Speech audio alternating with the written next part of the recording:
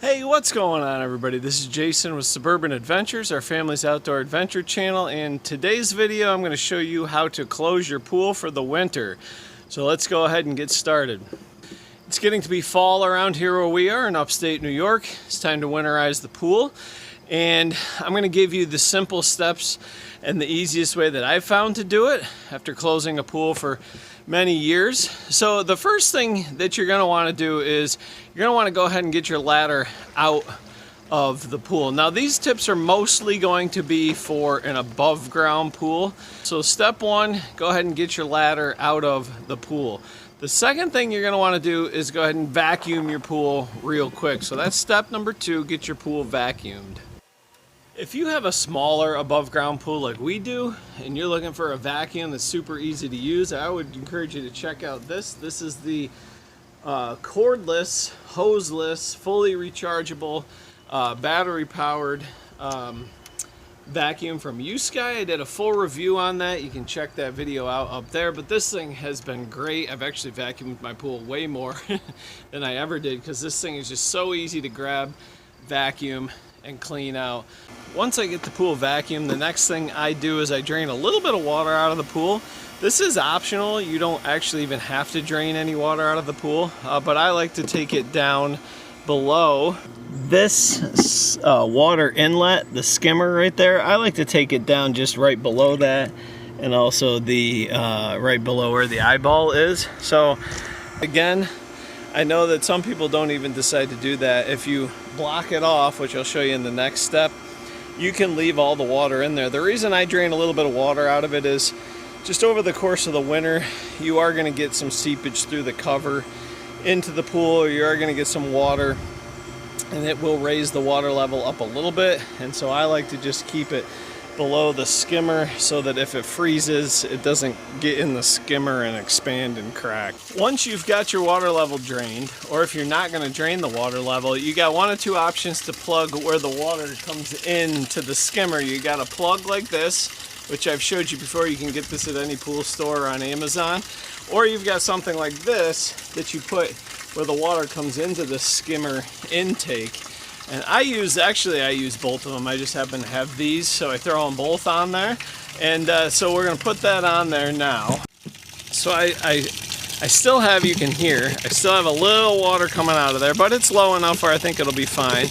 I'm gonna screw this in there and plug it up.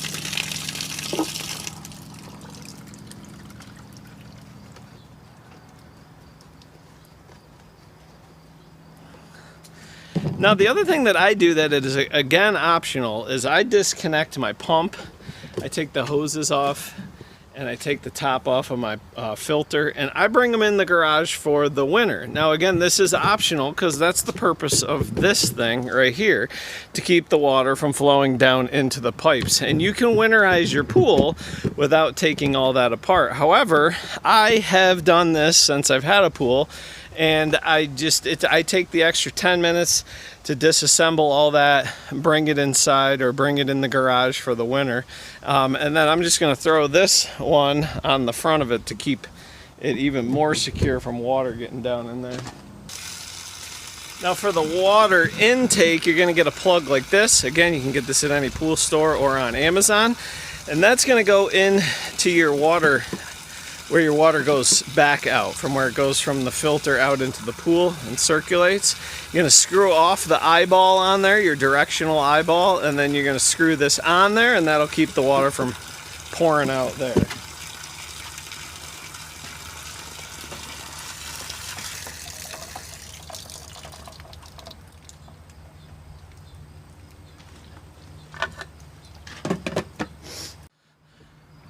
Alright, so we got the water level a little lower in case I get any water over the course of the winter. I got my pump disconnected. The next thing I'm going to do is I'm going to get the winterizer and then put the cover on. To winterize the pool, this is what I use. It's called the Winter Pill. Again, you can find it on any pool store. I've also bought it on Amazon before. I'll put a link down in the video description. I'm going back to this year. Last year I tried the liquid that you dump in and stir. I opened the pool this past spring and it was lime green. Did some videos on that. So I've always had pretty good luck with this pill. It's about $25 to $30.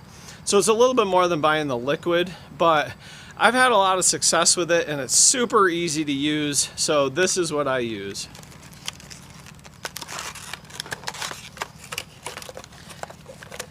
It comes with the pill, it comes with directions. The directions are very clear.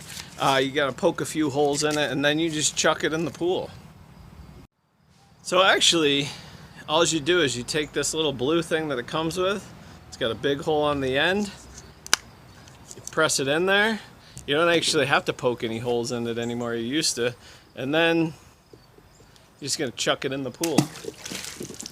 You're good to go.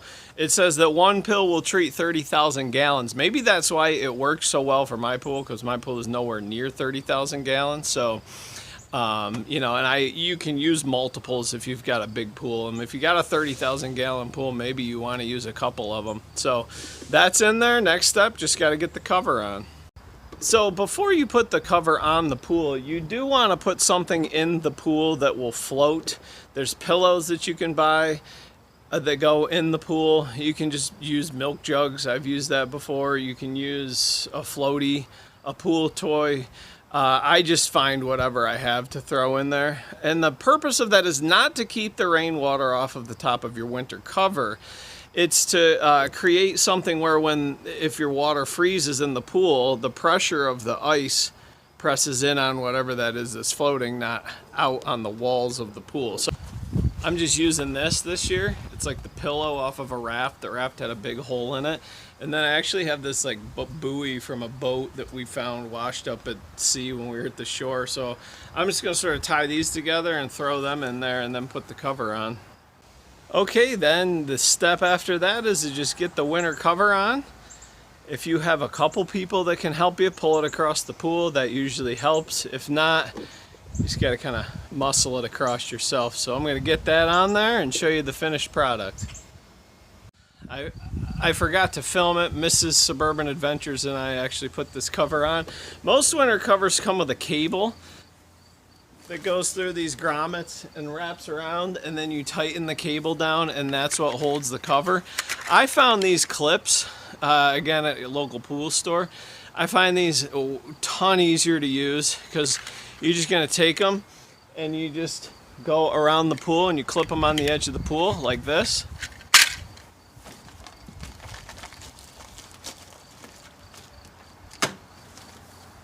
And that's it. It really does a good job of keeping the cover from blowing off with the wind.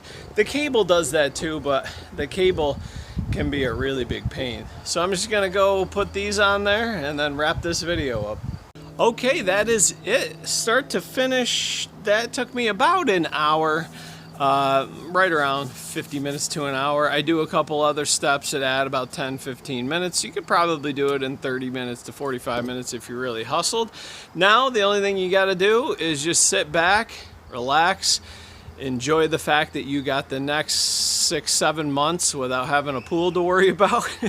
It's always just a slight bit of relief when I finally close the pool for the winter, knowing that I've got, you know, I don't have to think about it till May.